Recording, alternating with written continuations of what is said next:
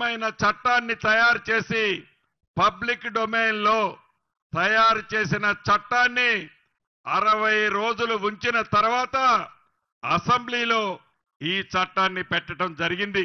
అసెంబ్లీలో చట్టం పెట్టినప్పుడు ఆ దరవారి తొత్తులు అసెంబ్లీలో ఎలా ప్రవర్తించారో ఒక నరరూప రాక్షసుల్లా ఇటు నా మీద అటు స్పీకర్ గారి మీద ఆ చట్టానికి సంబంధించిన కాగితాలన్నిటినీ చించి మా మీద విసిరి ఈ చట్టాన్ని ఆపటానికి ఎలా ప్రయత్నించారో మీరందరూ ప్రత్యక్షంగా టీవీల్లో చూశారు. అయినా కూడా ఇది పేదవాడి ప్రభుత్వం. ఇందిరమ్మ ప్రభుత్వం అంటేనే పేదోడు కష్టాలు తీర్చే ప్రభుత్వం. అటువంటి మన ఇందిరమ్మ ప్రభుత్వంలో దేనికి తల ఒగ్గకుండా అదరకుండా బెదరకుండా గౌరవ ముఖ్యమంత్రి రేవంత్ రెడ్డి గారి సూచనలతో పేదవాడి కష్టాలు తీర్చే ఈ భూభారత చట్టమే భవిష్యత్తులో మనకి శ్రీరామ రక్ష అని తలంచి ఈ చట్టాన్ని పాస్ చేసుకొని 2025 జనవరి 4వ తారీఖున ఈ చట్టం రూపంలో ఇది భూభారతని తీసుకొచ్చుకున్నాం. ఆనాడు 2020 చట్టం అయితే చేశారు కానీ నియమ నిబంధనలు 3 సంవత్సరాలైనా ఆనాటి ప్రభుత్వాలు చెయ్యాలి అనే ఆలోచన కూడా రాలేదు. ఏదైనా ఒక చట్టం చేస్తే ఆ చట్టం విధి విధానాలని చాలా స్పష్టంగా తెలియజేయాల్సి ఉంది. చట్టం అయితే చేశారు, విధి విధానాలు దొరవారి నోటి నుంచి ఏ మాట వస్తే ఆ మాటే విధి విధానాలుగా ఆనాటి ప్రభుత్వం నడుచుకుంది. దాని ఫలితమే మీరందరూ మొన్న ఎన్నికల్లో ఇచ్చిన తీర్పు.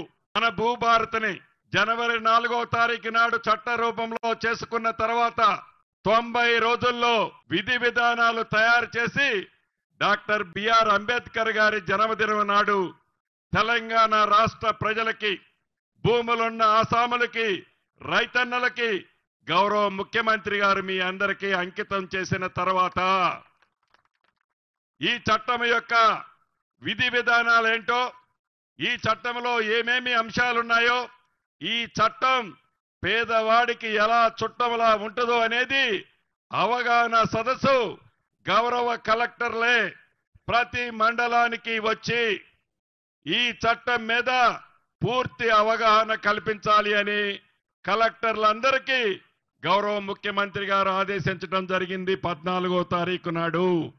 అంతేకాదు ఈ రూల్స్ ప్రకారం జిల్లాల్లో 33 జిల్లాల్లో హైదరాబాద్ తీసేసి మిగిలిన 32 జిల్లాలలో 4 మూలల 4 జిల్లాలలో ఒక్కొక్క జిల్లాలో ఒక్కొక్క మండలాన్ని పైలట్ మోడల్గా తీసుకోవటం జరిగింది.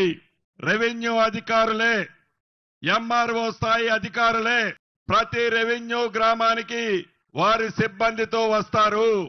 ₹1 కూడా మీరు ఫీజు ఇవ్వాల్సిన అవసరం లేదు. మీరు చెప్పులు అరిగిందాకా ఏ ఆఫీస్ చుట్టూ తిరగనవసరం లేదు.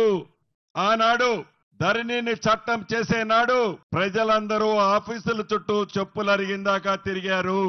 ఈ భూభారత చట్టం వల్ల అధికారులే మీ గ్రామాలకు వస్తారు.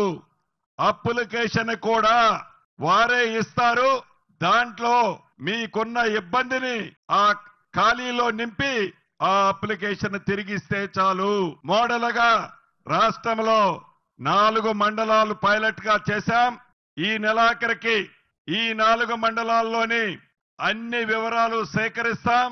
రాష్ట్ర అవతరణ దినోత్సవం జూన్ 2వ తారీఖు నాటికి ఈ 4 మండలాలలో వీలైనన్ని సమస్యలని పరిష్కరిస్తూ ఇందిరమ్మ ప్రభుత్వం అంటేనే పేదోడు ప్రభుత్వం.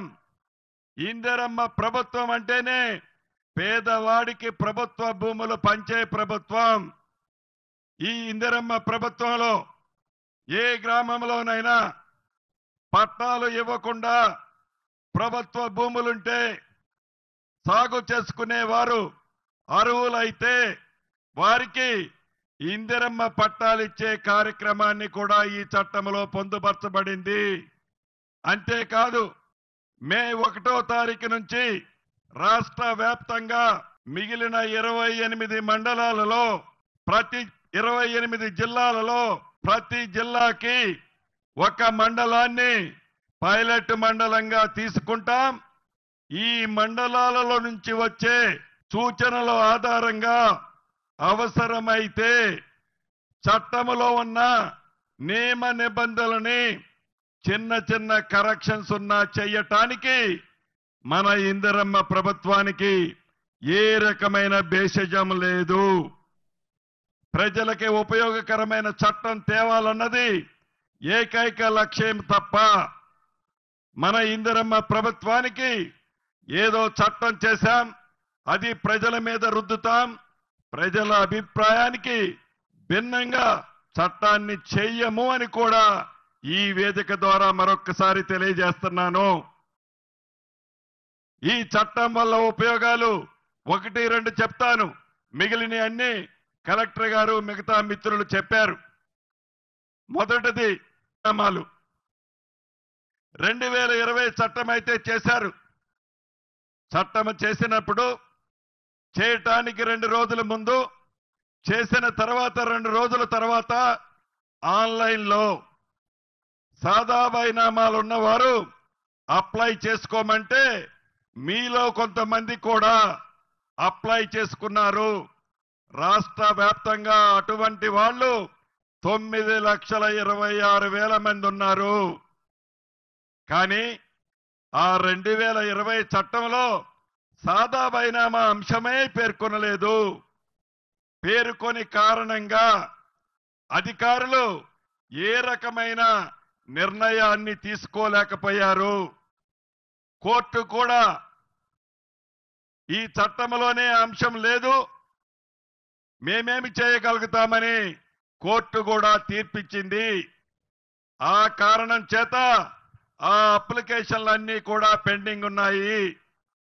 ఈ చట్టంలో ఆ ఆన్లైన్లో ఉన్న 9,26,000 అప్లికేషన్లు జెన్యూన్ గా ఉన్న వాటిని, నిజమైన వాటిని పరిష్కరించేది ఈ చట్టంలో పొందుపరిచాము.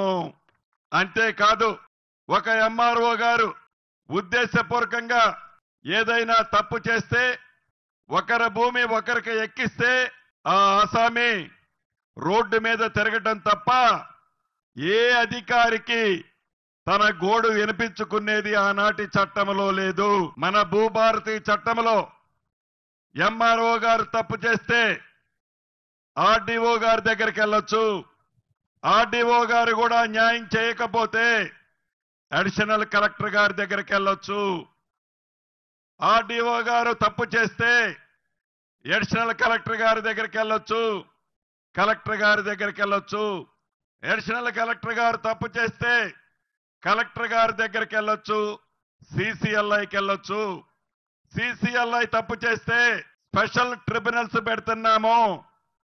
ఈ స్పెషల్ ట్రిబ్యునల్స్ లో సామాన్య ప్రజలకి కోర్టుని ఆశ్రయించకుండా ప్రజల కష్టాలు తీర్చడం కోసం అవసరాన్ని బట్టి రాష్ట్ర వ్యాప్తంగా స్పెషల్ ట్రిబ్యునల్స్ ని కూడా ఏర్పాటు చేసే అవకాశాన్ని ఈ చట్టంలో పొందుపరచబడింది.